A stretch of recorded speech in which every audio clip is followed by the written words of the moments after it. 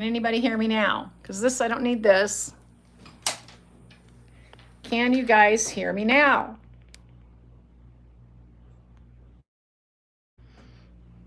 So let me see. We'll go over here to close this. Go to my channel. Try to find myself. Okay, there's the live. I see myself. Can you hear me? No. What the hell? What is the freaking problem here? Video. What is the... No. What the heck? You can't hear me. Can't hear me. What the fuck? Yeah, it's no. What the hell? What is going on here?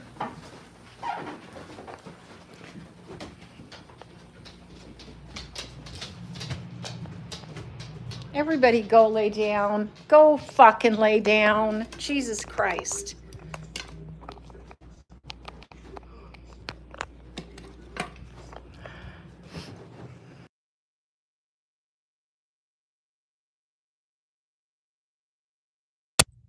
You can hear me because I got a microphone now. So let me put this on. So I can hear myself. I can't even hear myself. So put this here.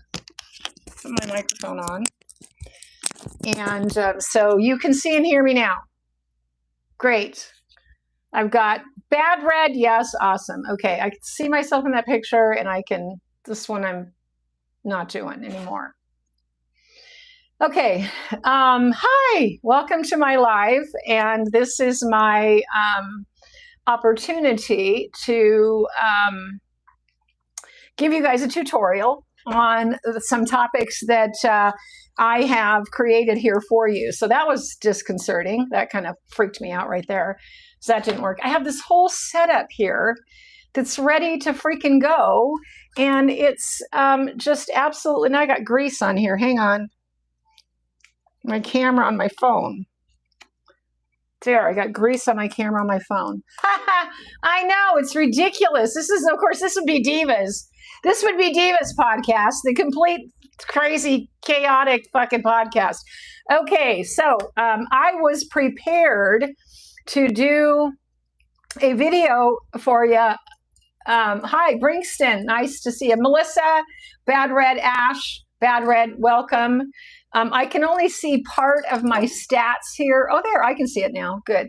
Because I'm looking at this camera here. Let me close this because that's distracting me. Okay, so you can see me and you can hear me. All right, I wanted to ask you guys, I have two topics that I wanted to cover. Hi, Ivy. Welcome to my, this is Doberman University with Diva Denisov. I am the podcaster who is seeking to empower dog lovers. Yes, Diva Denisov, Brinkston. My name is Diva Denisov. I am from Dobruski Dobermans in Arizona. I am a Doberman breeder and a Doberman owner for 52 years. I am I love talks. This tutorial, this podcast is a science-based information podcast, and I am your host, Diva Denisov. And today we're going to be diving into a topic that is a very important topic for every Doberman owner. And I've got a Facebook page, and I have some of my Facebook followers on this page right now. And so this particular episode of Dobruski Dobermans, Doberman University is going to address something that is near and dear to all of our hearts. And I was going to address genetic diversity, and we were going to talk about that. And I was going to talk about better bread, and I was hopefully going to interview a woman by the name of Natalie Green-Tessier, who is a brilliant genius. She's created the website betterbread.com. And betterbread.com is the latest and greatest technology utilized with a DNA test that is done through UC Davis University. So we are going to be covering a topic that every Doberman owner needs to have way more information out about, but it's science-based information. And this is information about the one disease that is the most dominant disease that kills the Doberman breed. And we are all, though every single one of us is touched by it at some point in our life. And this disease is dilated cardiomyopathy. Now, it looks like we've got 6 people in here. Some of you, a couple of you are in here or not, from my Doberman Facebook page. And I was hoping that some more of them would have come in this evening. But hopefully this will catch on over time.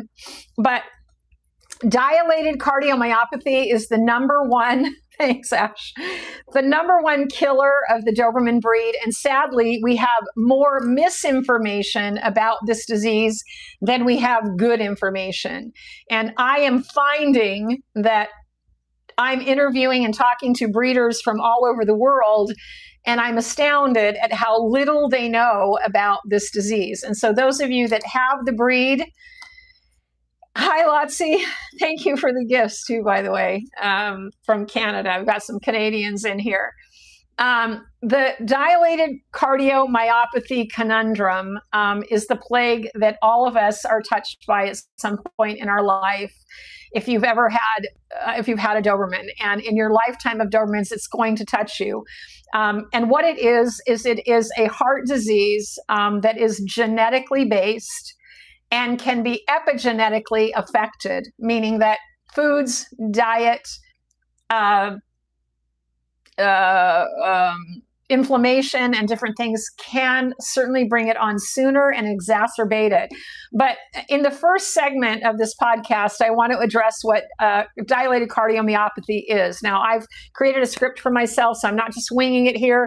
I'm trying to stick to my script so I can stay within time and also cover my peer-reviewed articles that I've got here for you, stuff that I've brought out that you just don't hear anywhere else about this breed. So I've been on several different podcasters, and I've seen numerous examples of poor information about this disease. And it's coming from the very people that should know more about it than do know about it.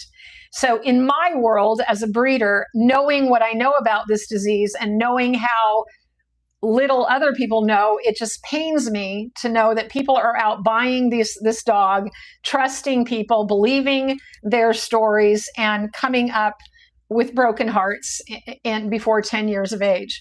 This disease has been endemic in this breed since the beginning of time. It cannot be eradicated.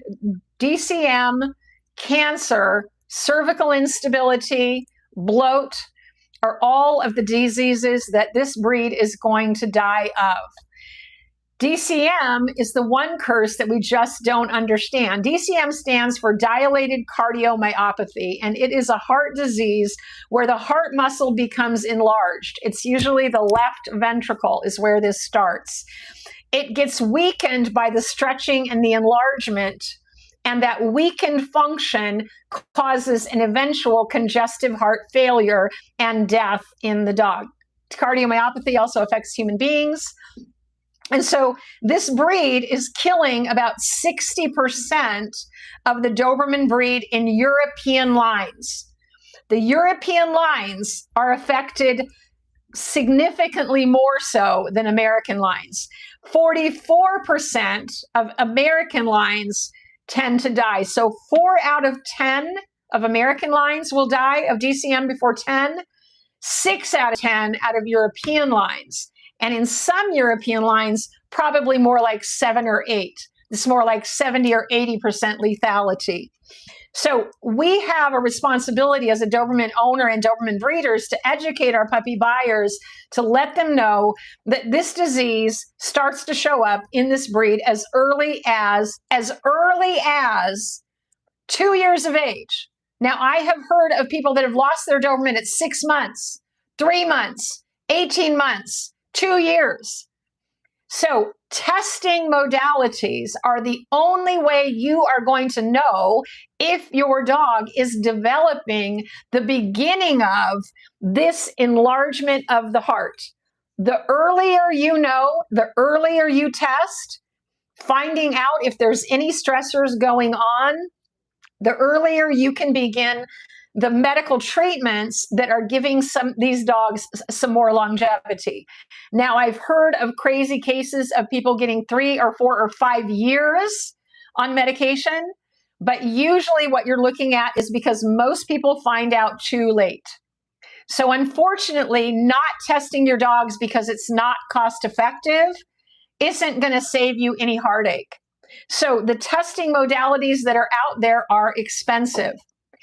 The other most important thing that you need to know is that Doberman pinschers have a teeny tiny gene pool, a teeny gene pool.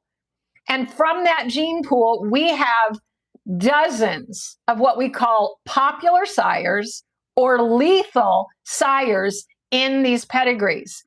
How do you know if you don't have lethal sires in your pedigree? Do you even know what your pedigree is? When you bought your dog, did you say, I don't care about a pedigree? That doesn't matter to me. That does matter, because in a purebred gene pool of dogs, the only thing that matters is your pedigree. What's in the motherfucking pedigree? That's what you want to know. When did the parents of your dog die? Are they still alive? What about the grandparents? What about the great-grandparents? What about the great-great-grandparents? And so on. Your pedigree is your explanation of what your dog may potentially develop in its lifetime. How do you know what's in a pedigree? By doing pedigree research. How do you do pedigree research? You get a mentor like me, and that's what I'm going to be doing on Doberman University here, is teaching people how they can become savvy, smarter buyers. So by spreading the word that there's actually a place where you can go, where somebody's going to teach you what you need to know and what questions you need to ask about a potential buyer, a potential breeder. Because how do you know that they know anything about the breed at all? How would you know? If you don't know these basic things, that this disease has come about in this breed and has been here for 100 years, and 70 years ago, there was a book that was written. It was called Elena and the 7 Popular Sires by Joanna Walker, by Peggy Adamson. That book, you can Google it, you can find it. And you will see that even back then, she knew that there were 7 major sires that contributed to the majority of the pedigrees in this breed. And of those popular sires, 3 of them died of DCM. 2 of them died of sudden death DCM. Sudden death DCM is a massive arrhythmia attack that you can't check for, you can't even screen for. It is just a massive attack that you will only find in your pedigree. When you look back on your pedigree in a database where your dog is listed, the parents of your dog is listed, you can do research and find out when the dogs behind your dog died and what they died of. That's pretty important information. If you see a lot of dogs that have died and there's no cause of death, but they're dying at 5 or 6 or 7, but it doesn't list what they died of in the pedigree databases, then you can just assume that somebody was trying to hide the fact that the dogs they had died of DCM. They wanted to keep it a secret, so they didn't list it. So you as a buyer have to just assume that there are dogs that died very early in that pedigree, and that's probably not where you would want to put your money to buy a dog with that pedigree. So cardiomyopathy has some testing modalities that we as Doberman owners, boxer owners, Great Danes, Irish Wolfhounds, all manner of dogs are out there that carry this disease. They're carrying the disease and passing it on because either ignorant breeders are using those lethal sires because they don't know, or they do know and they don't care. Wouldn't you like to know if your breeder actually really cares whether or not the puppies that they're breeding are going to give you at least a decade? Wouldn't you like to know if the people that you're buying a dog from legitimately know what they're doing when they took that sire and dam and paired them together? Thanks for the new subscriber. Thank you for following me. I see Sharahan, you just subscribed to my channel. Thank you. I hope you get something out of this. You as a puppy buyer can learn from me here on this Doberman University. Every Saturday, I'm going to be doing live streams like this for about an hour, however long it takes, giving information to puppy buyers so that you are equipped to not go and spend your $3 or $4 or $5 or $6 or $7 or $10,000 on a puppy that you're going to bury before it reaches 7 years of age. Because European lines, 60% of these European lines are dying before 7 years of age. You're going to get a beautiful, gorgeous, drop-dead gorgeous Doberman in your house that you're going to love and you're going to be devoted to. And some asshole either didn't know what they were doing or didn't care what they were doing. And they sold you a puppy for one reason and one reason only. It was going to fatten their wallet and continue their legacy of whatever it is that they're doing, showing or titling their dogs. Is it our responsibility to be buyer beware? Yes. Where are you going to get an education from a buyer? Hi, Zoe. Where are you going to get education as a buyer? You're not going to get it from your breeder if you don't know the right questions to ask. If you're asking your breeder, did they do health testing? That's not the right question. Asking your breeder if they're doing health testing isn't going to tell you whether or not your dog is going to make it to 10 or above. The average life expectancy of the Doberman today is 9.1 years. I have a 9.2-year-old female right now. She's on borrowed time because she's already reached what is the average of the breed. When you bought your Doberman puppy, did your breeder tell you that the average age of this dog is 9 years of age? You weren't buying an Irish Wolfhound, right? You weren't buying that. You were thinking you were buying a Doberman. They were going to live 10 to 14 years. Not anymore. They're not going to live 10 to 14 years if the pedigree doesn't show you that there are dogs who have made it to 10 or more, vastly in excess of the dogs who didn't make it. So what is in your pedigree is everything, and nobody's talking about this. You don't hear this on Doberman Planet. You don't hear this on the European Doberman breeder sites, web pages. They have podcasts. They're advertising their dogs, but they are not educating you that the dogs they own and are breeding are from lethal sires known to produce sudden death DCM between 2 and 7 years of age. And I'm the only person who's trying to create a space where buyers can get educated. I'm the Consumer Protection Bureau of Doberman Pinschers. Diva Denisov and Dobruski Dobermans is the Consumer Protection Bureau because I am focused on one thing and one thing only. I have 4 dogs and I want them all to make it to at least 10 or more. So far, mine have made it to almost 10. In the past, I lost one, my very first Doberman, I lost him at 4.5 of bone cancer. Now, bone cancer is a common cancer that you will see in this breed as well. But DCM, cervical instability, bloat are the major causes of death in this breed. And all of that shows up in a pedigree.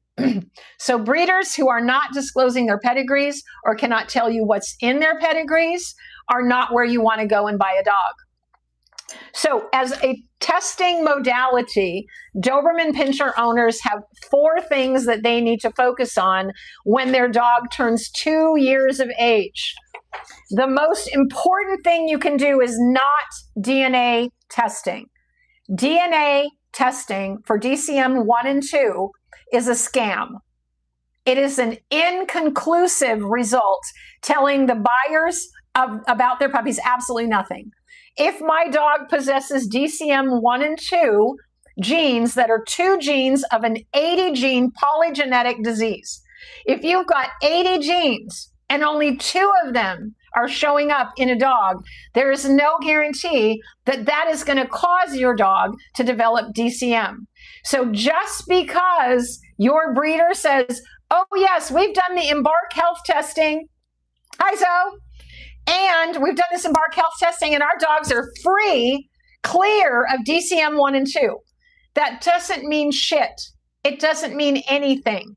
It is an inconclusive test. In fact, what is said about that test is that DCM 1 and 2 was a preliminary test that was done back about 15 years ago by a doctor by the name of Catherine Muirs. She discovered 2 genes that she thought were causative of the disease. The genes have to have what's called a correlation. They need to show up regularly in dogs that have passed, and when they're tested, they find out, oh, this dog had DCM 1 and 2. What they found 6 years later was dogs are dying whether they have DCM 1 or 2 or not. Dogs that have DCM 1 and 2 are living to be 10, 12, and 15. So just because your breeder has said, we did an Embark test, we screened our dogs, they're clear of DCM 1 and 2, your breeder literally knows 0 about DCM. So is that the person you want to spend your money with and buy a dog? Hi, honey, I'm so glad you're here. I had a kind of a screw up in the beginning. So what I'm trying to do is stick to my script here because I want to keep on task because I do get sidetracked pretty easy. So what I want you all to know is those of you that have Dobermans and that are doing your health testing, what is health testing? Health testing is actual tests that determine whether or not the heart has some oxidative stress, some evidence of stretching. That's something we will do, Heidi. I'm actually going to do an entire, this is my first podcast, welcome to my podcast, by the way. This is my first one. I wasn't able to get my microphone that I have here working on my computer, so I'm using my phone. And so we had a bit of a foobar there. But this is what I'm going to be doing every Saturday, sitting out here for an hour or so with anybody that will come and listen. So today we've got 11 of you in here. I hope to have 200 because I have 200 subscribers. So I hope to have a couple hundred in here at some point. But we will be going over how to research pedigrees. And I'm actually going to large format, print out a great big huge pedigree and show you how important it is to go 8 generations deep. You don't go 3 generations, you don't go 4 generations or 5. You don't calculate a coefficient of inbreeding on 3, 4, or 5 generations. No, you need to go at least 8 generations. And the only way to do that is to use a database that has the ability to go that deep. Dobrurbase.ru does, all right? I don't know whether WQuest does or not, but Dobrurbase.ru does. So the testing that we as Doberman owners need to be doing and need to know about are, number 1, Holter monitor. Holter monitors. I've got one right here. This is $1,800. This is a Holter monitor. This goes on your dog. We just did Holters. I'm willing to do a Holter. Anybody who's in driving distance from me, I'm willing to do a Holter for you, and we can use mine, but I'm not renting mine out. But in your area, the Doberman Pinscher Club of America or the Doberman Pinscher Club of Canada or whatever, they, sure, thanks, Heidi. They will rent you. There are people that will rent you a Holter. So here I am in Arizona. I want to do a Holter monitor for my dog, and I don't want to go spend $450 with Dr. Page at Midwestern University or Dr. Church down in Scottsdale. I don't want to pay them $450. I want to do my own halter. I want to slap this on my dog. I want to leave it on for 24 hours. I want to upload the data. And I want to send it to Alba Medical, pay $40 and have them give me back a 24-hour halter. That's the first thing you need to do with your Doberman at 2 years of age. You also need to do a chest x-ray. 2 years of age. Their baseline chest, what their heart looks like at 2 years of age. Baseline echocardiogram baseline halter and a chest x-ray. You can also do 2 enzyme tests. These enzyme tests are state of the art, and what they are doing is they are testing for cardiac biomarkers. They are called can you see that? NT-proBNP. This test right here is in lieu of doing an echocardiogram on a 3-year-old dog. So you've done a halter, you've done a chest x-ray. He's 3 years old and you don't know whether you want to do an echocardiogram right now because they're $700. You go and do a NT-proBNP test. It's about $275. You can also do a troponin, TROPONIN, troponin and NT-proBNP. Those 2 tests are about $350 if your dog is above the norms and outside of the range of normal biomarkers. Then you need to do an echocardiogram. If you've done the halter, you've done your chest x-ray, and you've done these 2 enzyme tests and your dog is 3 years old, you can do an echo next year. You can wait. And that's what I did. That's why Phoebe's getting one now. Gertie's getting one now. They're getting an echo because I've already done these and they're all within normal ranges. Every single year, you need to do this. Every single year. It's for your protection. It will tell you if your dog is in the earliest stages of this distension of the heart. And the reason that's so important is because they now have drugs that can give you years, if you know early enough. If it's too late and you've already got damage, it's already wearing on the heart, there's already enlargement, because you waited too long, you might get 2 to 6 months. So I'm encouraging everybody to set your pennies aside. These are not tests that your insurance is going to pay for. Your insurance will not pay for diagnostics unless you have some very expensive, insurance test. So those tests coupled with an echocardiogram, those are the gold standard of heart testing. Now there's one more. I wish there was more of you in here because you need to spread the word. There is one more echocardiogram that is really great for early on testing. I don't know how much these are, but it is called a speckle tacking echocardiography. Speckle, S-P-E-C-K-L-E, speckle. Tracking, echocardiography. It's called stain imaging. And what it gives you is it measures the myocardial deformation. Myocardial is the shape of the heart. So it's seeing what the shape of the heart is and if there's any very early changes. This, to me, this testing, I've not heard anybody talk about this testing. I did a ChatGPT asking all the right questions to ChatGPT to give me back state-of-the-art, peer-reviewed, science-based curriculum, a podcast script, and it delineated this.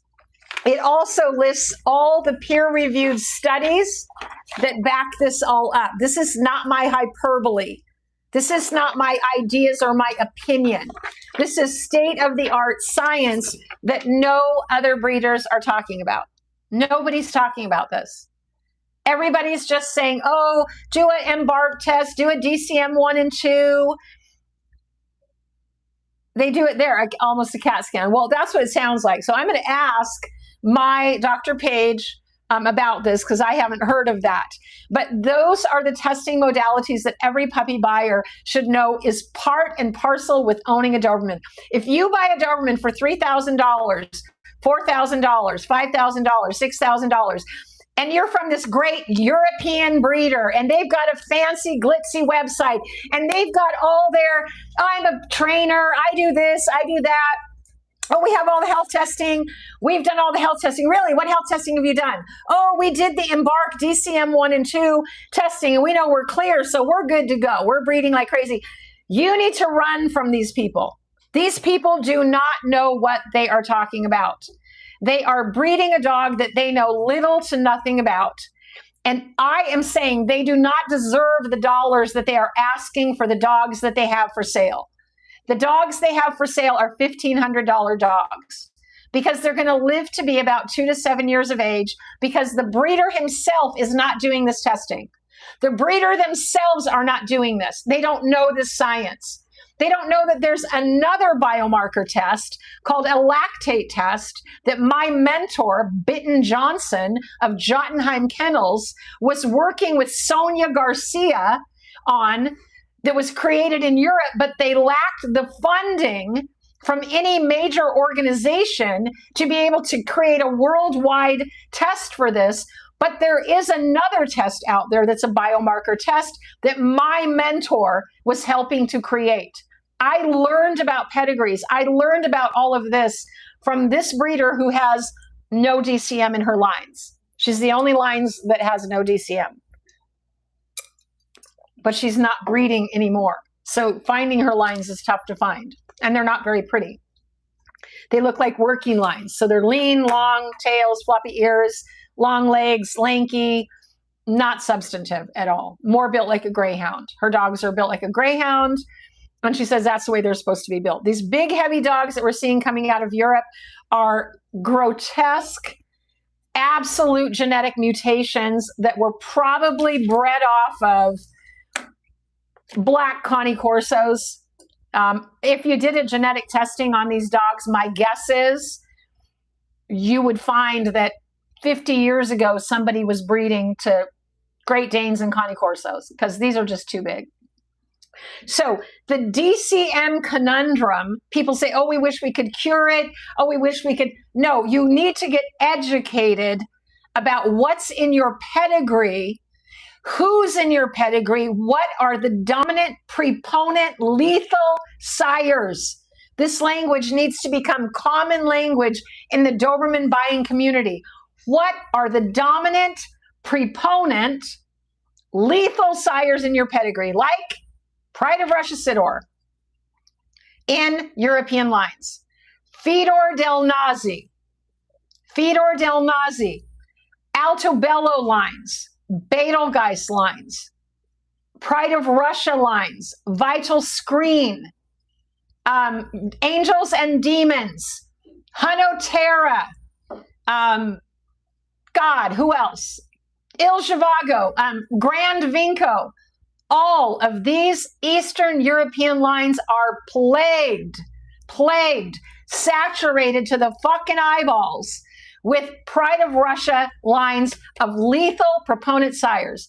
Those dogs also carry eye diseases, terrible eye diseases called PHPV and juvenile cataracts that are graded to blindness. My dog, Gemma Rose, my beautiful red girl, had both PHPV, she had juvenile cataracts, she had glaucoma, and she had uveitis, chronic eye irritation.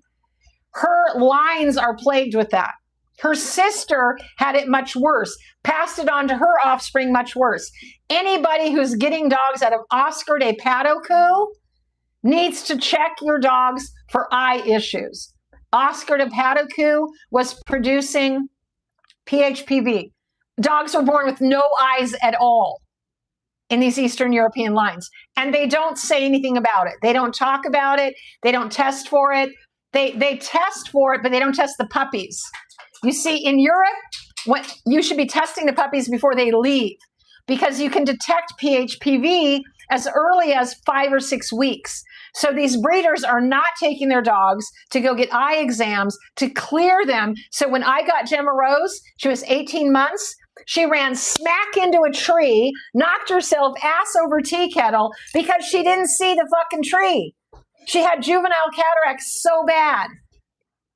This is why, if you do not know what a pedigree is, what a pedigree looks like, and what it's supposed to have in it, it's supposed to have in it dogs that make it to 10, 11, 12, 14, 13, 16. There are hobby lines out there where people have had a dog that lived to be 18. University of Gulf, that's awesome. Well, I got to find out over here who does that. That's speckle tracking echocardiography. That's really something I've not heard of before. So DCM in our breed, cervical instability called wobblers, bloat are genetically passed on. There's a ton of disinformation about bloat as well. Bloat is not created by your dog's gulping water. Boo Boo drinks water by the goddamn gallon and just is like an elephant. My dogs don't have bloat in their lines. So there's a genetic component to that. And people who tell you otherwise, again, these are breeders that do not know what they're doing. So number one question for any of you that are looking to buy a dog, if somebody you know is looking to buy a dog, before they buy that dog, tell them to ask the breeder, what is the number one cause of death of dogs in your pedigree? What's the number one cause of death in the dogs in your pedigree? And when does DCM show up in your pedigree? I want to see the pedigree first and foremost. Before I even consider this breeding, show me this beautiful picture of this beautiful dog, and it's listed to health testing and all the titles, and you've got this dog facing one way and dog facing another. It's all black, it's shiny, it looks fabulous. Fabulous pairing of Pride of Russia, Xena, and Pride of Russia, Xerxes. And you go and look and you see that both of these dogs have Pride of Russia Sidor showing up in the second, third, and fourth generations of the puppy that you want to buy. You need to run in the opposite direction. Never buy a dog that has Pride of Russia Sidor in the pedigree anywhere. I don't care how far back you go. He died 15 years ago. I came this close to buying a puppy out of that litter. I got a puppy out of the R litter, out of Pride of Russia. The sire of my dog, Pims, number 1, dropped dead at 7 years, 9 months, almost 8 years of age. When I asked Pride of Russia breeder what Pims died of, because I heard he dropped dead, she said he was old and he died. She would not tell me that he died and hung up on me. Now, my husband speaks Russian, so he called them. It's Marina Gorbachev. They're the Gorbachev family. She's an attorney, a judge in Russia. They're super rich. Yachts, the whole 9 yards. And their dogs are dropping dead left and right. So if you go to the Facebook page, Doberman DCM, there is a list. In the lists, and it's an old one, there's a list of pedigrees of dogs alphabetically that have died from like 10 years ago. Now, if you see the list of all those pedigrees of the dogs that are died, people are still using those dogs. They're still using those sires.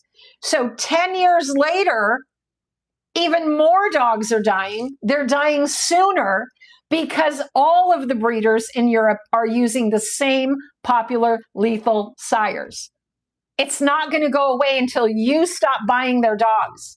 They're not going to stop breeding them until we educate buyers so that they do not spend the money getting this dog that they think is so fabulous because it has a ton of titles and it's a champion of Belarus and Ukraine and everywhere. And it's got all the health testing, But the grandsires, Pride of Russia Sidor, who dropped dead at 5 of DCM, and so did his entire litter. His entire litter died of DCM, sudden death, all of them. There isn't a single pedigree coming out of Eastern Europe that does not have Pride of Russia Sidor in the first 3 or 4 generations. You can't find them. It doesn't exist. So stop buying Eastern European dogs. They're lethal. That's the only way that they're going to stop breeding them, is if we stop buying them. Mixed lines. American lines have a 44% lethality from popular sires. Now, the show dogs that are out there that should be egregiously, held accountable is Ravenswood Azure Sky. His name was Blue. He dropped dead in the specialty or somewhere, massive specialty. He was 5. And the woman, the breeder, was terribly apologetic. She went all over the place and was apologizing because he's been so bred. He was such a popular sire. Well, he's not the only one. The founding sires, some of the most prolific sires that go behind all of these dogs, Browns B. Bryan, one of my favorite dogs of all time, from the 70s, dropped dead at 7 of DCM, sudden death. So American pedigrees just don't have the massive amount of double line bred. What does that mean? Both sire and dam both possess lethal popular sires. That is when you have the worst possible scenario for a puppy buyer. So for those of you that have hung in for this past 41 minutes, thank you for coming to my podcast. I do hope to have a bigger crowd next week. And I want to cover the importance of genetic testing, of what's called genetic diversity. Pedigrees today need to stop breeding the way they've been breeding for the past 150 years. They need to stop completely, come to a screeching halt, and stop breeding to popular sires and start outbreeding to lines that do not possess popular sires, and they never will. They simply won't do it because they will lose their show status. They will not be creating these fabulously showy dogs that end up in the show rings. So the only way that buyers are going to have an effect on breeders is by being more educated. And so I hope to have a podcast that draws in hundreds of people at a time that are potential puppy buyers, and that they can get educated here with no frills, no sugarcoating. I'm not trying to sell my puppies. I don't have enough dogs to breed to sell puppies to everybody. I just don't. But I certainly know and can direct you to the kinds of breeders that are making good decisions about their breeding. And if you are somebody who's looking for a Doberman and you're going to these European lines because you want to do working dogs, European lines are not where you need to go. Eastern European.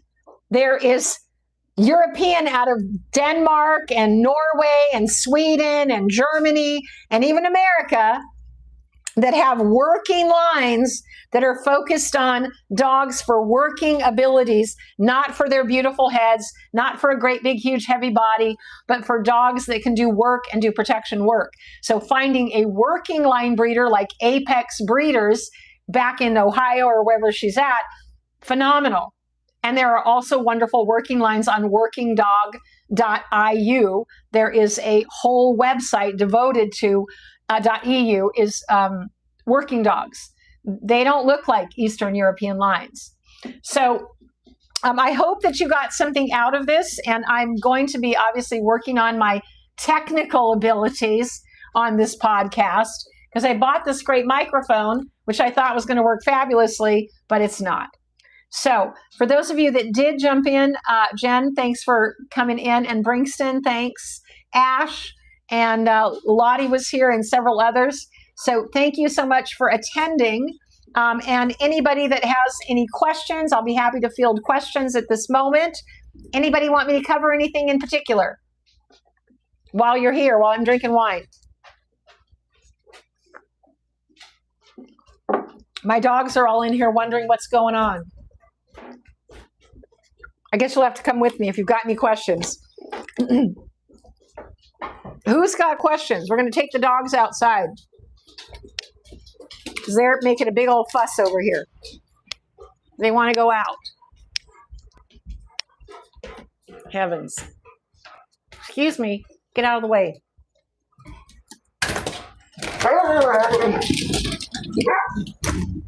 Idiots. Lotsie. Oh, Ashley's in Canada. Yeah, Ash, Lotsie's in Canada.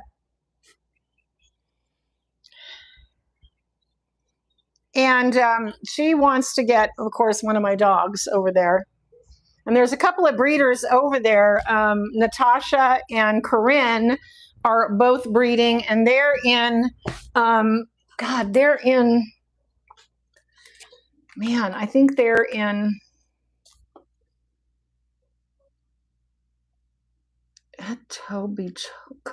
Toronto. Oh, you're in Toronto. My husband, Lotsie, my ex-husband lived in Toronto for a while.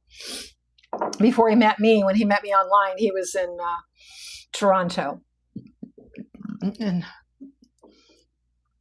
so, Jen, you are getting a puppy from this current litter, and Teresa is kind of overwhelmed and having lost, I think she might be in Toronto, Lotsie, I'm not sure. But Natasha wants to get a puppy from my Phoenix breeding. I have that semen from the dog who, produced puppies that lived to be about 19 years of age. And they want something out of that breeding because they have Eastern European lines, and they're trying to change what they're doing because they wanted to learn. And Corinne and her both were very sad to hear that the lines that they had are these lines that are just so lethal. And so they're trying to move away from that. Exercising puppies. I've been posting, I want you guys to follow this gal that I post on Facebook, who is this brunette girl, and she's training golden retriever puppies. I want you all to follow that girl. I have never seen, yes, you guys should friend up there, Lotsie.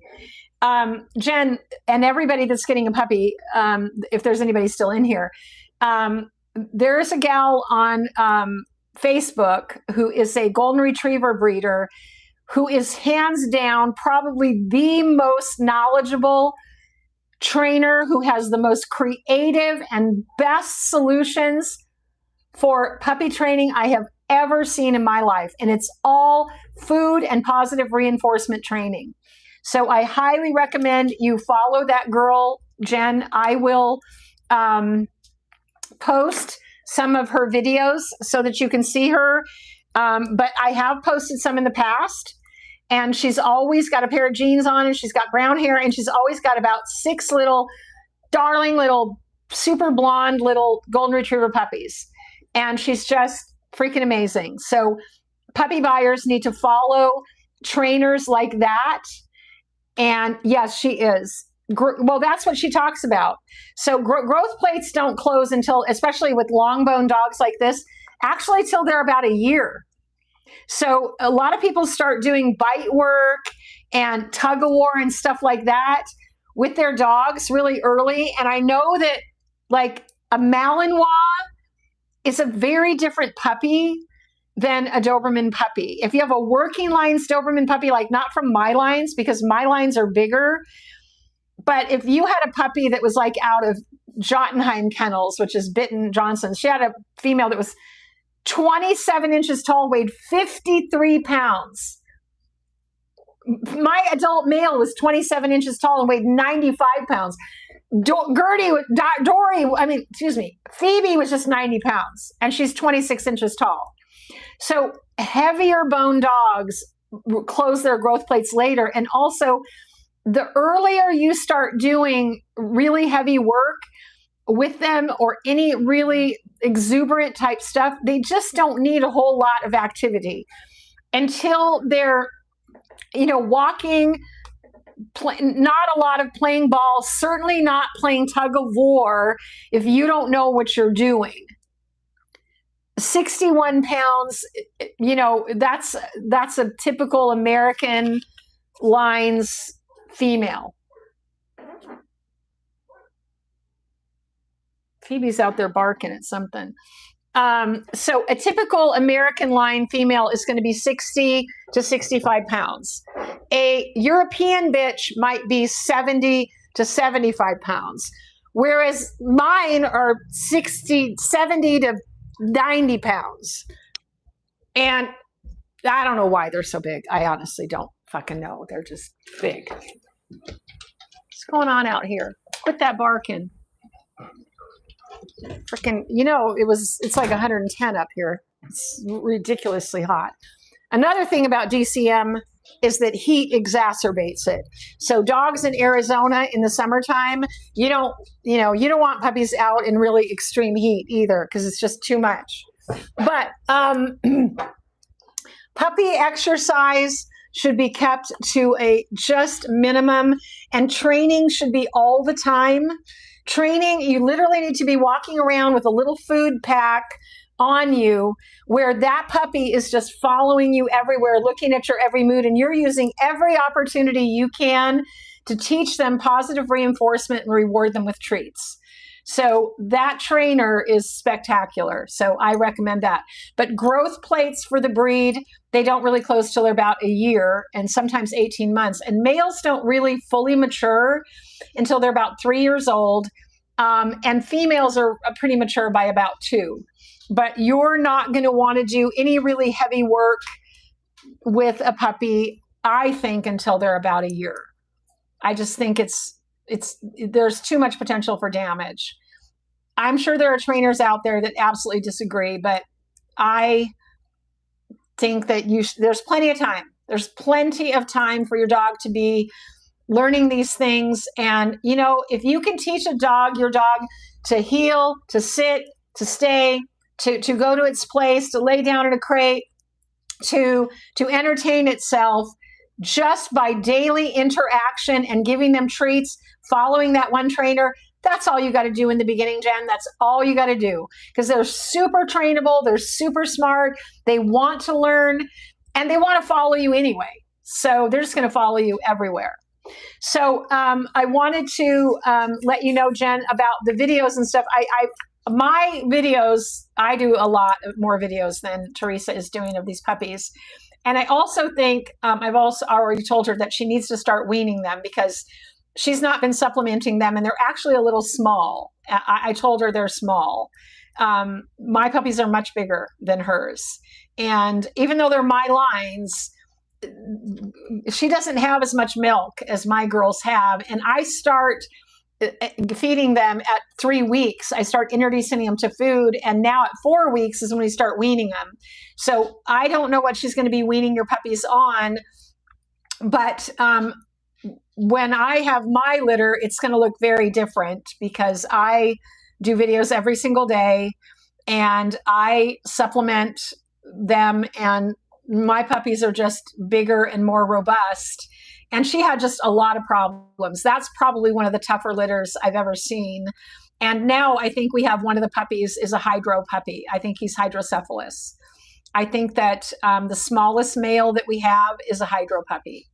So he's going to be a challenge. He's going to have some issues. So it happens. These are recessive traits. We are line breeding. These things do come up. I had a puppy with a deformed little chicken foot leg. And when I took him to the vet at 2 weeks of age to see if, is this a puppy that I should let try to survive and make it? And he was like, oh, hell yes, he'll be a little tripod. He won't care. He'll be fine. Well, he is absolutely 90 pounds. He's happiest. I named him Tiny Tim. Then I had a puppy that I had Levi, who had a spinal deformation. So he has a little gangster lean. And then I've had aspiration pneumonia puppies.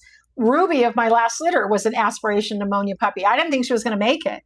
I did the nebulizer treatments. I did magnetic treatments. I did red light therapy. I would shake her. I put her in oxygen. I was tube feeding her. I busted a hump with that girl, and we saved her. I had another aspiration pneumonia puppy in a previous litter, and I saved that one too. Now, she wasn't able to save this little guy. He had a collapsed lung. That was tragic. Now we have a 4-week-old puppy that's clearly got a very domed head, and his eyes are wide set, and he's a lot smaller. And so he looks like a hydro puppy. She thought so too at around 3 weeks. And now that I've seen him, I see that, yes, he probably is. So he's going to have to go to a special home because I don't know. Her brother is getting a puppy. She's giving a puppy to her brother. And if I was giving a puppy to my brother, I'd be giving him the hydro puppy. I wouldn't be giving a puppy that I want to go to somebody. So, yeah, you'll look at him and you'll see. And so again, I'm transparent about this stuff. These are recessive traits that when you do line breeding, you're going to have these things come forward. And there is not a breeder on the goddamn planet that has not seen that. There's not a breed out there that's not had a hydro puppy. It can happen. It just happens. Sometimes it's congenital, like with small breed dogs. Other times it's developmental. So something happened in the developmental phase. You know, those puppies were not very big when they were born, and she had a lot of them, and they were very crowded in there, and she lost 2 right off the bat. So that was tragic. And so he's going to have to be sold for somebody that just wants to take and nurture a little runt puppy that has some health issues. So it happens. But the breeders that are not transparent about it, shame on them, because it makes it look like somebody that is transparent, that somehow they're defective. It isn't so, you know.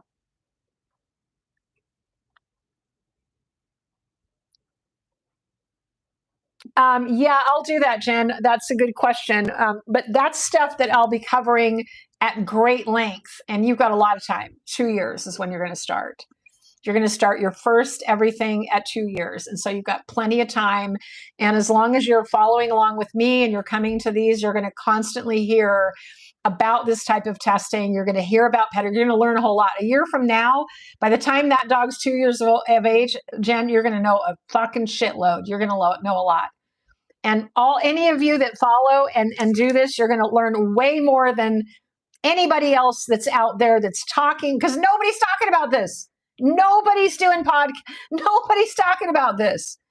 I want to be the one that talks about this because no one is. And it's so freaking important. It's so simple. When you know the right terminology, you know the right questions to ask. You can chat GPT anything. If you ask the right questions, you will get the right answers. This is peer-reviewed research that I got from ChatGPT to help me make a simple script so I could keep on task and focus on issues and not just get sidetracked. So when I bring you information, I bring you the receipts. I bring you the factual stuff. And I'm doing PDFs. And I'm downloading this stuff. So if you want this to be sent to you, you can just get the PDF and I can send you the PDF, and I'll try to link them to my videos in the future because I'm just learning how to do this. I haven't done this before. I've done lives on TikTok many times, but I'm trying to build up my YouTube presence so I could actually get off of Facebook and get off of the metaverse completely and just focus on doing everything here. So that's what I'm doing today. So, this particular podcast was about understanding basic genetic terms like recessive traits and dominant traits. A recessive trait is von Willebrand's disease. Von Willebrand's is a recessive trait, meaning you can be a carrier bred to a clear, and you don't have to worry about anything. If your dog is affected with von Willebrand's disease and you breed to a clear, you're going to create clear puppies and carriers. It isn't a lethal recessive trait. It isn't lethal. Cryptorchidism in dogs isn't lethal. To not breed a dog because it has no testicles is only because the puppies you create, 50% of them will also be cryptorchid. It doesn't help a huge breeding program to breed cryptorchids.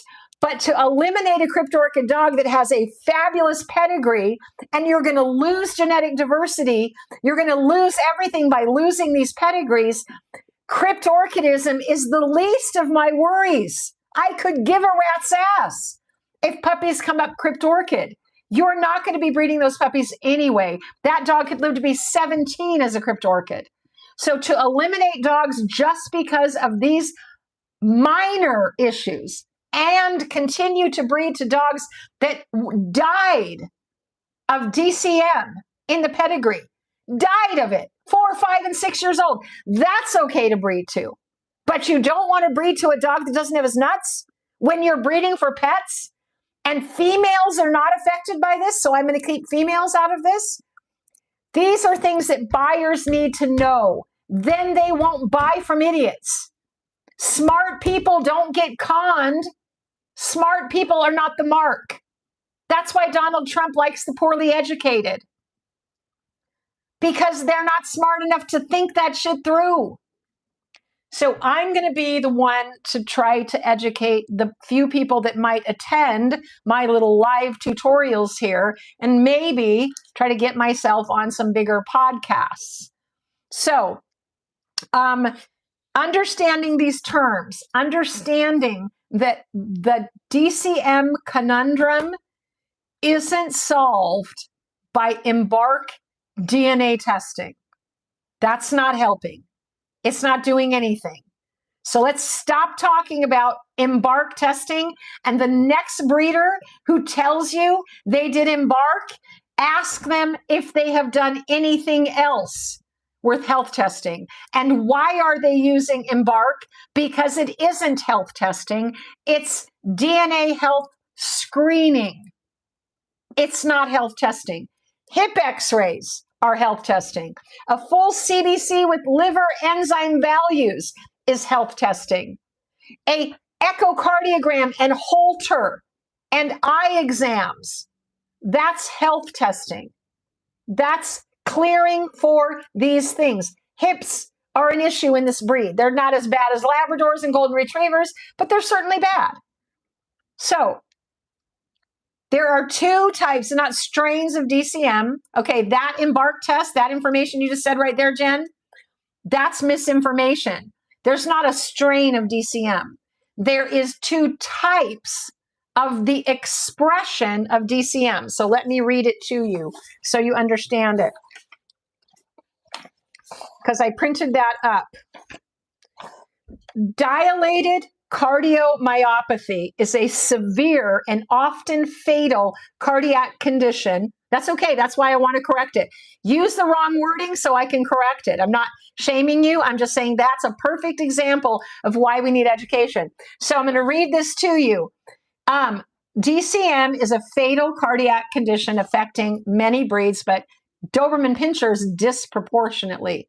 It's characterized by myocardial thinning. What's myocardial thinning? Thinning of the heart valve, the ventricles.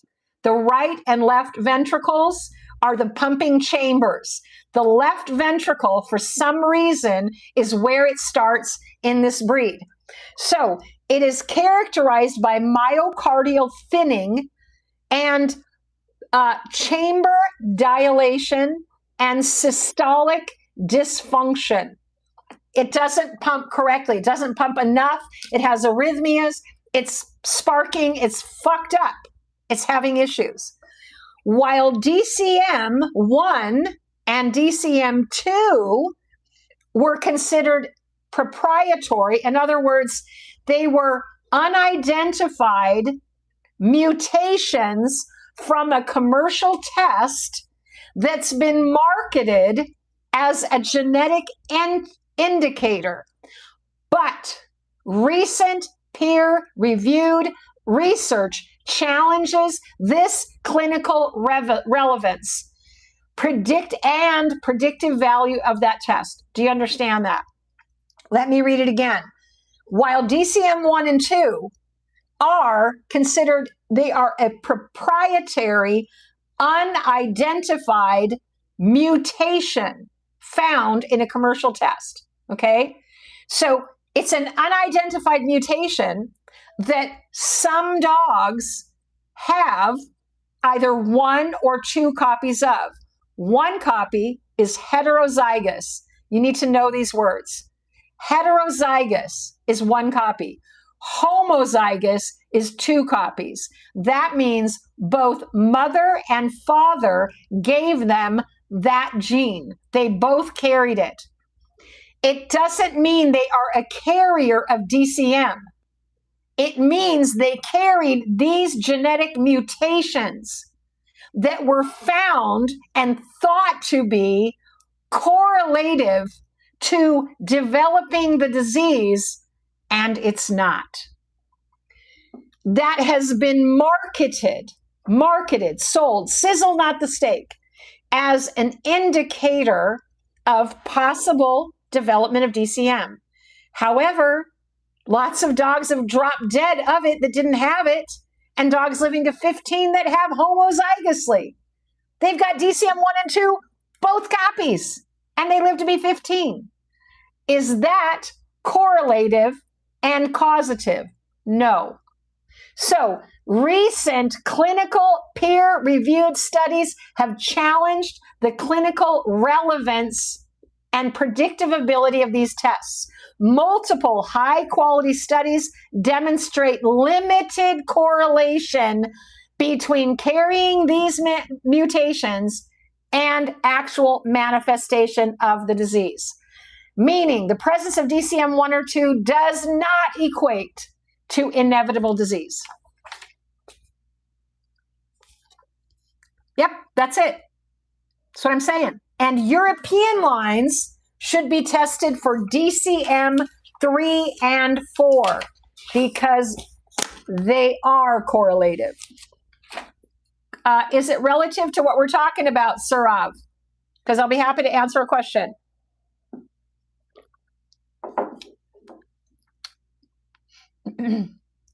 Is it relative to DCM, what we're talking about? Because I'll be happy to answer it. If not, we can save it for another time. So I have been preaching this and no one has been talking about this. I just watched Doberman Planet and all he did was talk about doing this test. You know, veterinarians are being paid to market this by Embark. They're being paid to support that. So if your vet, and I even scolded my cardiologist, Chris Page, I fucking scolded him for suggesting that DCM 1 and 2 is correlative, let alone causative. Yes, there are 4 genes. DCM 3 and 4 is a separate test. Wisdom Panel does it. That is a much more recent test. Sir, you're not in the, no, I'm not answering your question. Please leave my chat. This has nothing to do with what we're talking about here. I hate that. Don't come into another chat when we're talking about Dobermans or we're talking about DCM and you want to ask about German Shepherds. Spare me. So the DCM 1 and 2 marketing team has been amazing because Embark is a huge money-making organization that is collecting DNA to sell on the back end. It's $1 billion industry. So selling of capturing your DNA is what makes them money. Then they get you to pay for it on the front end by charging you $199. And then they have access to your DNA and you don't get to own it. That gets used and sold to secondary markets, just like 23andMe. That's what happened with human DNA. And 23andMe bought Embark, I heard, and they went 23andMe went bankrupt. So suggesting, and your breeder suggesting that they have done Embark testing, do you trust them now to know anything about this disease? Knowing that this is the overview of that test, would you trust a breeder who told you, we did DNA testing on our European lines, DCM 1 and 2 and Embark test, and they're clear? You're then going to ask them, well, have you done the Wisdom Panel DCM 3 and 4 test, because that test is actually related to the development of DCM in European lines. Dogs that are homozygous for DCM4 are at risk of developing DCM. If they're homozygous for 3 and 4, they are very much. Phoebe has 1 copy of DCM3 and 1 copy of DCM4. Is she at risk for DCM? Yes. Yes. Is she a homozygous risk? No. But still, there's a risk factor there. She could develop it. She has DCM3 and 1 copy of 4. Boo Boo has DCM3, no 4. Dory has DCM3, no 4. So it came from her. But the sire had DCM4, and sudden death is the worst, and there's no diagnostic test for it. You find it in the pedigree. Sudden death is a massive arrhythmia that comes and is a massive stroke, essentially, and they drop dead. My brother was 71, had a massive stroke, and was dead in a week. So Dobermans just dropped dead of it. So anybody that wants to have this Chat GPT information or ask questions to Chat GPT, don't hesitate to PM me to ask for better questions, because using Chat GPT is hugely beneficial. Hugely beneficial. It's AI is going to take over the world, and we're going to be iRobot. I mean, it's going to happen. They've already talked about it. I mean, AI is going to kill the planet. So you might as well start learning how to use it, because it works. It's finding the language. So the questions that I asked to ChatGPT about this was, I asked it to give me a script that articulated the actual testing that was necessary for the Doberman Pinscher, the results of the DCM1 and 2 testing and Embark and all these different things. And it came back and gave me all of this. So I have all of these pages of script that I already knew. I mean, I could just wing this, but these are the peer-reviewed articles that the shit that I've been reading for 15 years. And which is why I should be on a bigger podcast educating people, because this needs to be getting out, and it's just not. So it's heartbreaking. But my next one is going to be, some of the dietary considerations. By the way, I did add that too. This is Doberman University dietary considerations. You want to consider adding taurine and L-carnitine to your dog's diet. What is the best source of taurine? Chicken hearts. Chicken hearts beat really fast, and they're small, little, dense little nuggets, okay? They're packed full of taurine. So your dog should be eating chicken hearts every day. You should be giving them L-carnitine. You also should be giving them supplements that enhance the blood flow, and that's beets. Your dog should be eating beets. Make bone broth, great big pot of beef bone broth with roasted bones, and throw in a couple of cans of sliced beets and the juice. Also give them beet powder in their food. It is the... Stop whining. Go lay down. Go. I'm talking to you. Go. The doesn't a couple of them, Ash, just a couple. It's a taurine supplement. So rather than giving them a pill or beef heart, which is great too, but chicken hearts, they're the best. And they love them as a treat. So you can roast them for a treat. And so they're like little crunchies, or you just put them in there. Yeah, they want a treat. They're great. By the way, Lotsie, those treats are freaking awesome. I'm gonna have to get you to give me some more of those. I make my food. Lotsie sent me some treats, and I take a little handful and I put it on their food every morning. They're just fucking loving it. It's awesome. So chicken hearts, okay, L-carnitine, omega-3s and omega-6 fatty acids, anti-inflammatories. Well, I don't know. I don't think so. Not of taurine. So, yeah, I'm giving my dogs the taurine that's in that they're eating is such a massive amount. But beets are super good for your heart. Super good for your heart. So, and it's super anti-inflammatory, as well as turmeric. So turmeric is an anti-inflammatory. So what I recommend that you do is you make a bone broth using these anti-inflammatory things in your food. Also, I give medicinal mushrooms, lion's mane, chaga. They're called just called medicinal mushrooms, and I have one that's like 17 different ones. But lion's mane's very good. Red beets, yes, I use beet powder is what I do. I give them beet powder. Also, hawthorn, the herb hawthorn, is super good for your heart. Now, if you have a dog that actually has DCM, okay, there is a guy on Facebook. His name is, it'll come to me. I'm having a senior moment. He educates and does nutritional counseling for DCM. And he's, from what I've heard, he's pretty freaking amazing. He's been around for a while. I'll post his on my Facebook page. But anything that's anti-inflammatory is what you should be giving your dogs. Anti-inflammatory foods, anti-inflammatory oils and stuff. Fish oils are great. Mackerel is great for your dogs because it has a lot of fish oil. Sardines have a lot of fish oil in it. But anti-inflammatory supplements, and I just put them into a bone broth. So I put beets in there. I put chop up beets. I put in celery. I put in some garlic because, yes, they can have some garlic. And I do bone broth. And then I pour that over their food, all the wonderful treats that I put in there. And they get like ground turkey. They get chicken hearts, chicken necks, chicken backs, gizzards. Yes, you can do that. Absolutely, Jen. Just take lion's mane and pour it on their food. Just take a capsule. They take human grade supplements. I don't buy pet supplements. They're 10 times more expensive. I buy human supplements and give them to my dogs.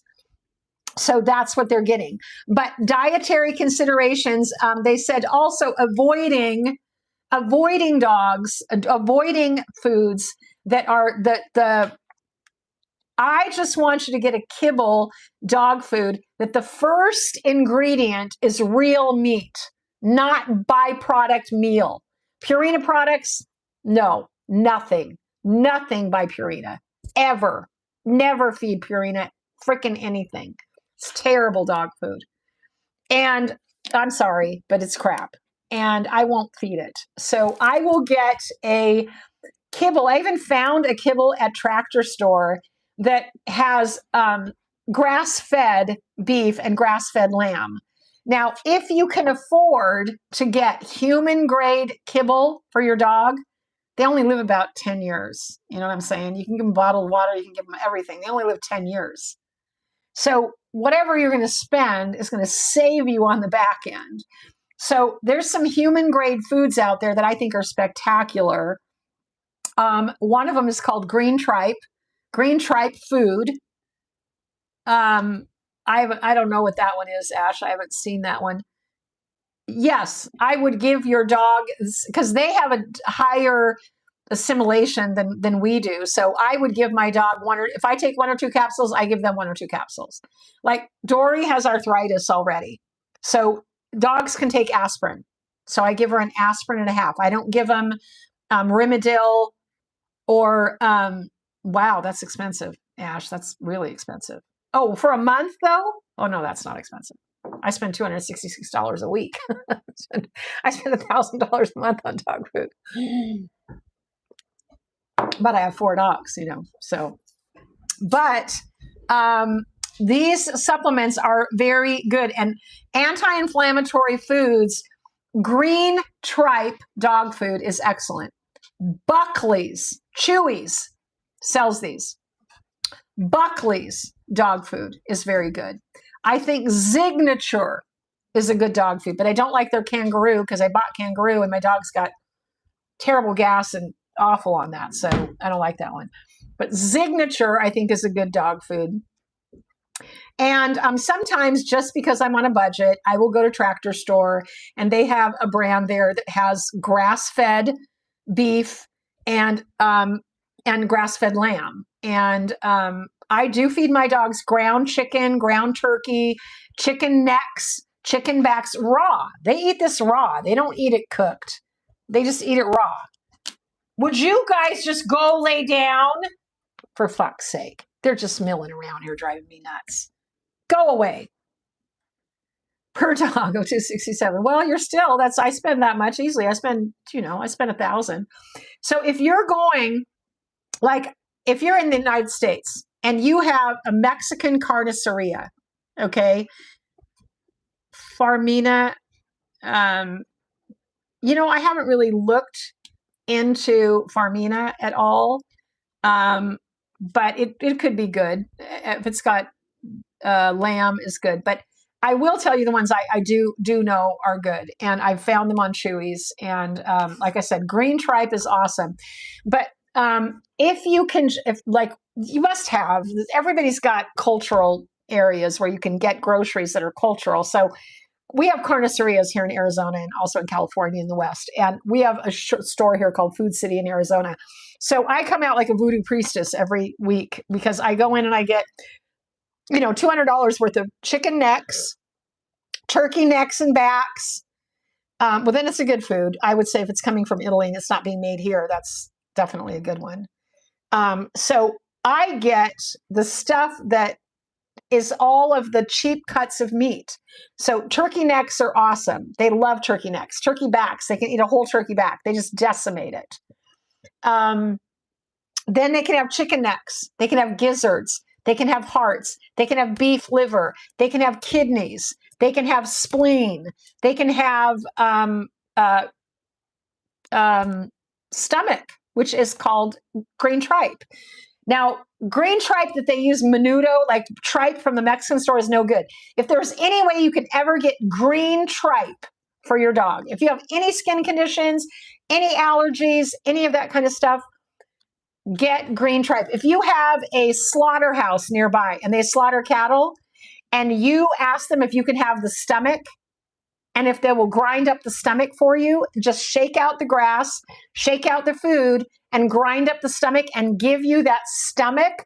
Or if you have a slaughterhouse that has the organs from, lamb or cow or whatever, and you can get it that way, get the organ meat for your dogs. It's super nutritious, super nutrient dense food, and it's just so great for them.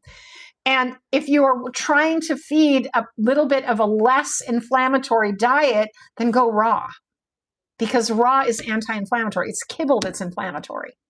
Kibble's inflammatory. It's commercially made. It's inflammatory. I don't care what you get. It's inflammatory. So going raw completely is anti-inflammatory. Does it mean your dog's going to live longer? Maybe. Yeah, if it's anti-inflammatory. Because part of DCM, the other component of DCM, is that it's an autoimmune disorder. It takes epigenetic factors and genetic factors. We have terrible water here. It's terrible water. We have terrible water in Arizona, where I'm at. There is so much arsenic in our freaking water.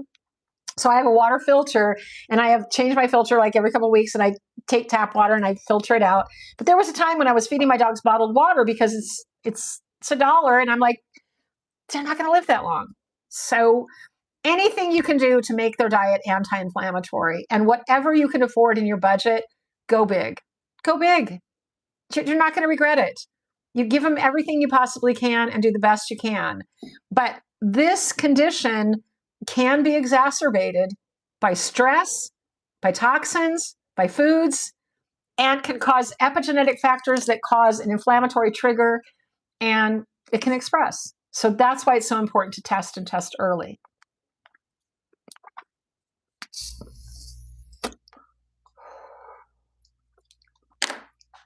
So sue me. I'm 68 years old. I can do whatever the fuck I want to do right here on this channel. So that was my DCM presentation. I want to do another presentation, next week, for those of you who want to hang out with me for, what's it been, 2 hours now? 84 minutes I've been on here with only 8 of you now. We had 11. We have people fading in, fading out. Maybe next week I need to do a bigger announcement so we get a bigger crowd here, because I want to talk about genetic diversity, the DNA testing through UC Davis, the Better Bread website, and the things that I'm doing that is so unique and different, and why I want to educate other breeders to get up to speed here and to change their evil ways and breed better, dogs. They need to know better so they can breed better. And this little old lady wants to teach them and educate them. So thanks for playing. We've had 85 minutes here together. Ash, you love this. I know you do. Should have had Ann Hutchinson here. Ash, you and Ann Hutchinson are always trying to talk to me. I'm so excited for you to have one too. And yeah, whatever. She's gonna, no doubt, somebody will throw this at her. You know, somebody will throw this at Rocky Mountain Dobermans or one of my haters. Somebody's gonna share this with one of my haters, and then they're gonna try to copy me. You know, so Ash, you need to go tell her that I'm now doing this, that I'm doing Doberman University. Because she hates me. She actually was bashing me. She was bashing me. I went and watched one of her videos, and she was interviewing two other women on there, and one of them was bragging. They were talking about me breeding Boo Boo, first and foremost. They said I was breeding a Crypt Orchid dog, and I was watching it, and I'm like, well, you know what? That's not a bad idea. I know. They have, well, she's so terrible, period. She followed me for 5 years, Lotsie, and then I outed her, and then she hated me because I outed her for her lines. Go lay down and stop bothering me. That's freaking Phoebe. She's so annoying. What a loser. So she's interviewing these two gals, okay, Doberman breeders that she's mentored that have her lines. They're talking about breeding their 7, 8, and 9-month-old puppies. They're bashing me. Talking about me breeding Boo Boo, who's 5 years old, has a pedigree of 14-year-old dogs in it, who's Crypt Orchid and I haven't bred yet, but I went, you know what, that's a fucking good idea. I should be breeding that dog. I'm absolutely going to breed that dog now. This dog makes their dogs. In fact, I'm believing that I'm going to get 13 years out of him. I'm believing that he's going to hang with me. I'm going to get my 13-year-old out of him. So they're bashing me about breeding a Crypt Orchid dog with a pedigree that's full of 11 to 15-year-old dogs. Champions, grand champions, still alive. And talking about breeding their 6 and 7 and 8 and 9-month-old Doberman males. Breeding their puppy boys to their girls. Breeding puppies. They haven't even been health tested. They're not even 2 years old yet. I was a little upset that I was using Shimako semen when he wasn't quite 2. Shimako was like 19 months when I bred him 6 months ago. He wasn't even 2. He hadn't even done his hip x-rays. I'm sure they're great. They're fabulous, but he wasn't even 2.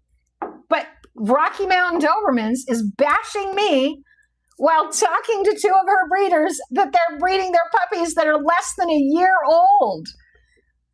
Oh, they have done Embark, I know, but that's what they talk about. They talk about doing Embark and how they're DCM 1 and 2 clear. They talk about that on her podcast, and she's sitting there doing what I'm doing. I don't know whether she's smoking weed or not, but she's drinking wine, whatever. But they were talking about breeding 9-month-old males to their females. For fuck's sake. What is wrong with you? And they were bragging about it and saying how the European breeders do the same thing. So it's justified because Betelgeuse does it. They're doing it over in Europe. So why shouldn't we do it over here? Because they're disreputable in Europe. Hello? That's why you don't do it, because it's disreputable. You haven't even health tested the dog. You don't have a baseline. Boo Boo's 5. He's 5. He just is going to get his clear echo. He just had a clear halter. He comes from lines that are, you know, teenagers all over the place. But he has undescended testicles. So shame on me for breeding him. Fuck that. It's so ridiculous. Education is key. And as a breeder, if you are a breeder and you are interested in breeding, this book that I have by Patricia Craig is absolutely essential. Every single breeder should have a copy of this book and should have read it before they start doing anything. I knew this stuff already because I went to UC Davis and genetics was my thing. So I have basic university level. It's 100 level. It was just 100 level genetics. He is beautiful. And Lotsie, he's magnificent. His character and his temperament, he's just too chubby. I mean, he's just a big guy. And yes, my dogs are overweight. but they just are. My puppies are bigger too than Teresa's puppies, Jen. So when you see Gertie's puppies, I always post the weights. And no, I'm not mentioning any more names like that. I'm not slamming anybody, but I mean, I am talking about, Meredith, because she was just on a podcast that someone sent me to, and she's talking about me on her podcast after I had this falling out with the guy from Euro Studs, but I apologized to him. And I said, you're right. I should not be bashing other breeders. I should be educating. I should be educating the populace so they don't buy from you. That's what I should be doing. I shouldn't be bashing you as a breeder. I should be educating the puppy buyer populace so they're smart enough not to buy from you, because they know that the lines you have are lethal and that you are promoting DCM and you are polluting the gene pool. And 25 years from now, I know you are. I know we're always sarcastic, but I decided that was the better path. I'm not being the bigger person. I'm not going to be the bigger person, but I am going to be different, and I am going to disrupt the business model that is creating monsters and breaking people's hearts every goddamn day, because they've created monsters that are going to die, and they're breeding them as quick as they can, as early as they can, to get as many puppies out of them as they can. So that's why they're breeding them at 9 months and 10 months and before a year, because they might drop dead at 2. And then they do really disreputable things like breeding 2 dogs, the same name, and campaigning as the same dog when it's really 2 different dogs. It's brothers from a litter. How reputable is that? Someone who would campaign a show dog under a certain name and say, oh yes, but really there's 2 of them out there, and they decide which one. They look almost identical. They don't campaign them together, but that way if one of them dies, they've still got the other one. So how reputable is that? That's going on. And then collecting semen and storing semen unbeknownst to the owners of the show dog that they're handling, and storing it and then labeling it someone else's and using it when they want to, so they don't have to pay for it. This is the kind of stuff that goes on in the show community amongst the elites, the ones who say, we are preservation breeders, preserving the breed. Cheers. It's painful to be intelligent in this society. It's fucking painful. Yeah. And I could name the names of those breeders, but I won't. They're actually American breeders. Very well-known American breeders. Super famous American breeders doing that shit. Rest assured, they're doing it all over the world. But right here. So we're going to be breeding Boo Boo here this week. Gertie is getting primed and ready. He is starting to smell her. I have a Therio. I have a fertility gal that is coming up on Monday to do a progesterone test on Gertie and to do a semen collection on my boy, because we're doing artificial insemination because he's too big. I don't want him to mount her. She was traumatized by the last breeding, and I don't want her to be traumatized. So we're doing what's called a side-by-side breeding, where we collect him while he's standing next to her, and we use artificial insemination to inseminate her so she doesn't have to go through the process of being tied. So we will do that probably on Wednesday, I'm guessing, and then probably again on Thursday. We're going to do 2 breedings, 2 collections. We're going to collect him on Monday and evaluate his semen because he's 5 years old. His testicles are intact, his body. So a lot of the sperm could be dead. It could be just not doing. So we need to clean all that out. And so when he goes to breed her on Wednesday, it's all new semen. And thanks, Ash. I'm really excited because, he is my son, and to have puppies out of him is like having puppies out of Baba. So, Dory's, I have to retire Dory, and I'm going to have to retire Phoebe too. I'm going to do one more breeding with Phoebe. I'm going to collect him. I'm going to collect him and store it because I'm going to want to use it. I did not collect semen on Baba I had the chance when he was 3.5, 4 years old. I wish that I had collected him. I'm so mad at myself that I didn't collect Baba's semen. That dog was so freaking magnificent. Thank you for subscribing to my channel, Arizona Thunder Mom. Thank you. Yes, I am going to want to use him again. And so I don't know if who I'm going to breed Phoebe to the last time, but I am going to breed Phoebe, and then I'm going to try to place her. So I'm looking for a home for Phoebe to go to. I'd actually like to place her now and then just get her back in December so I can breed her again so that she's not around when I have Gertie's litter, because I don't want them to get into it again. If there was just one little slip up, and those mama or anybody goes downstairs where the puppies are with Gertie. She attacked Dory last time when Dory just wandered down into the yard, just smelling down there. And Gertie saw her and leaped out of the whelping box and attacked Mama, Grandma, my grandma girl. And I call her Mama. And yeah, I wish, Ash, I wish you could come and get her and then bring her back in December. How would I get my dog out of freaking Canada in December to breed her? I couldn't. Yeah, but you could breed her, and then we could, I'd get a puppy and we'd sell the puppies up there in Canada. So tell your husband, tell that furry fucker you want to come down here and get her. So yeah, I do want to place. So if you happen to be in passing here of any, I don't know, just putting out there to the universe that I want to put her in somewhere. When is Derby and Schmacko due? She's going to do an ultrasound. They were bred on the 23rd of June. So the 23rd of July, she's going to be 30 days in. They're doing an ultrasound on the 26th when she's about 33 days along. They should actually do it sooner. I may try to get her to do it sooner. And they will confirm the pregnancy, meaning that she will whelp those puppies in August 23rd. So the end of August, that litter is due. So we have just the one deposit. Is that you, Beck? Is that you that's got the deposit in there? Because I've got one deposit for a black male out of that litter, and I don't have any other deposits yet for Schmacko's litter. And I have one deposit for Gertie's litter already. And then I'm keeping a puppy out of Gertie's litter, and then I'm not keeping a puppy out of Schmacko's litter. I decided not to. I'm not ready.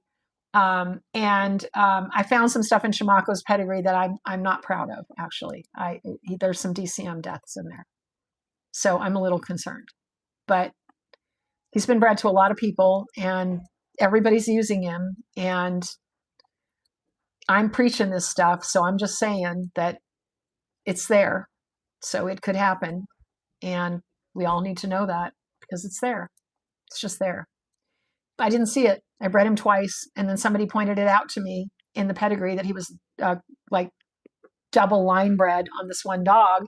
And I went and looked at the dog, and the dog died at 8 of sudden death DCM.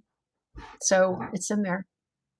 So there's other good stuff in there, but like I said, it's there. So I have 2 litters that I have a little bit of worry about. It's in all Dobies, but the risk is greater.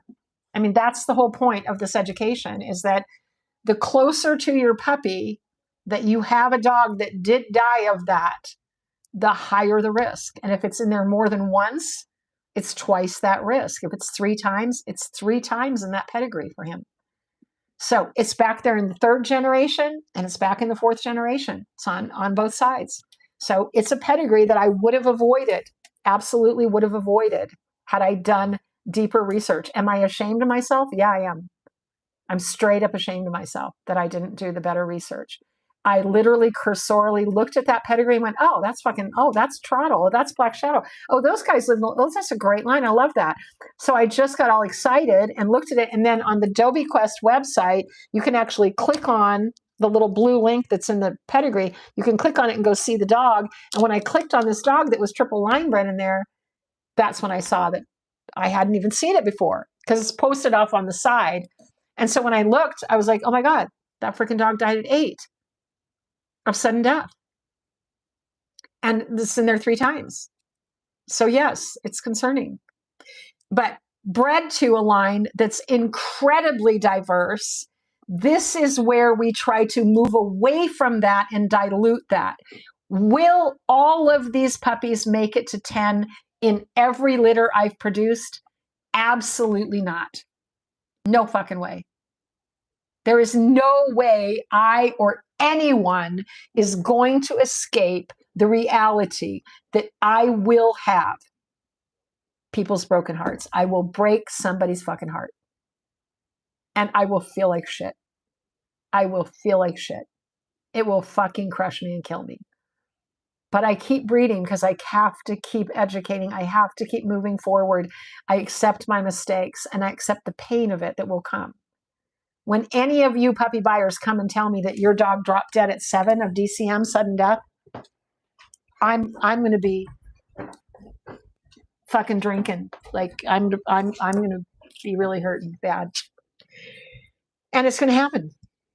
And I'll never be prepared for it. I just never will be prepared for it. I can't prepare myself for it, but I've accepted the terms of the engagement. I'm not perfect, which is why I apologized to the guy that I flamed, because he's ignorant.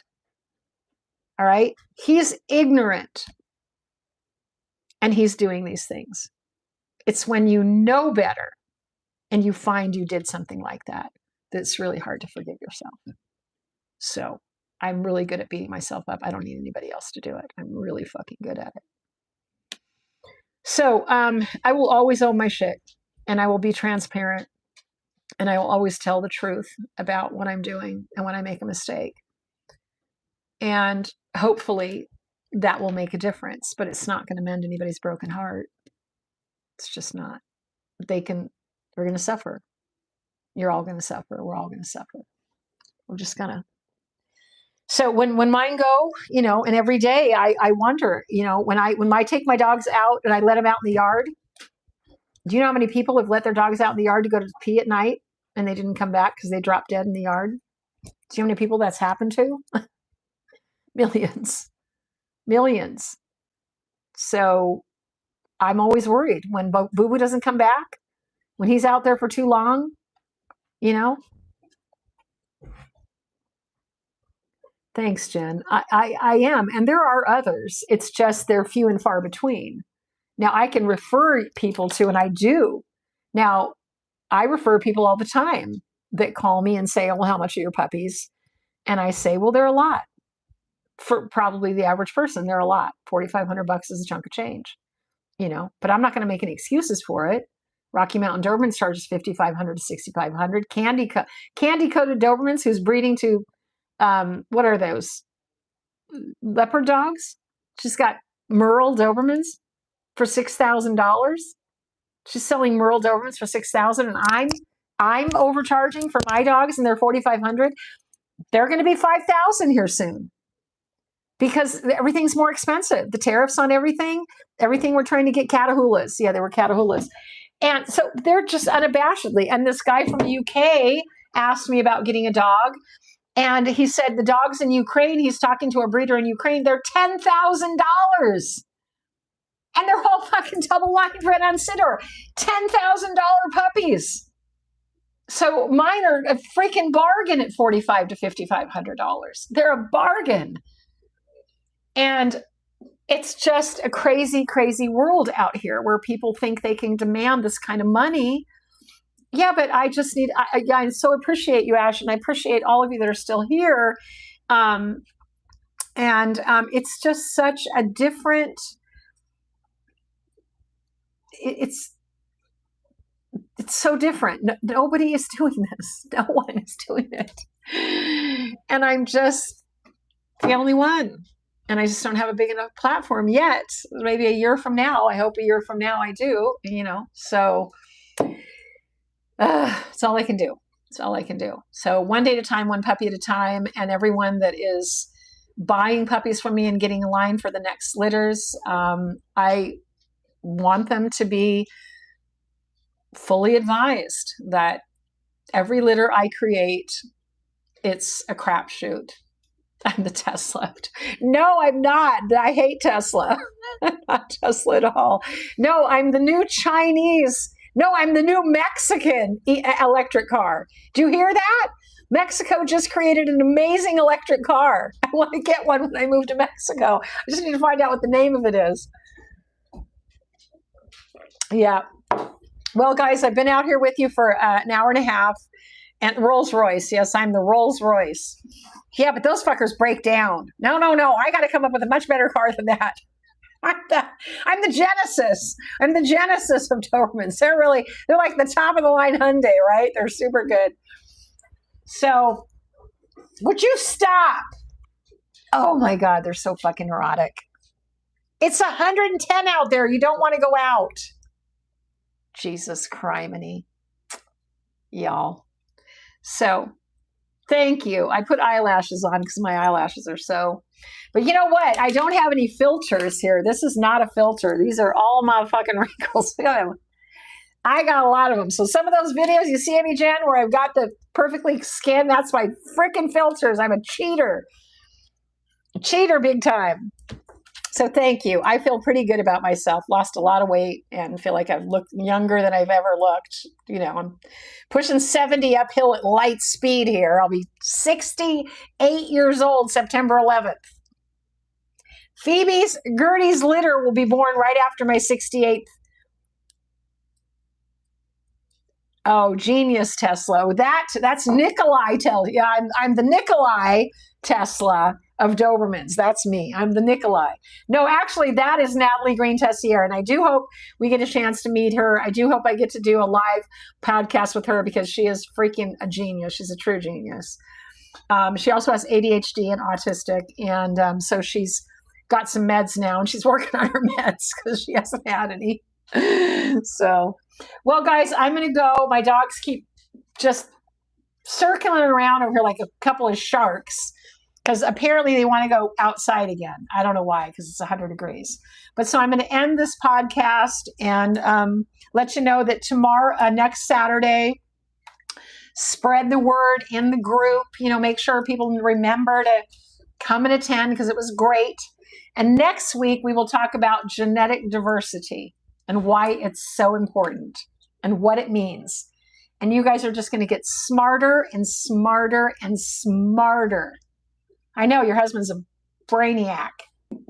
Brainiac. So thank you all. So I'm going to sign off and go let these hoodlums out and go take all my... I have insomnia, so I have to take a bunch of sleeping pill stuff or I can't sleep. So I'll be up all night rehashing this whole video that I did here. All right, y'all. So namaste. I'm signing off. End it.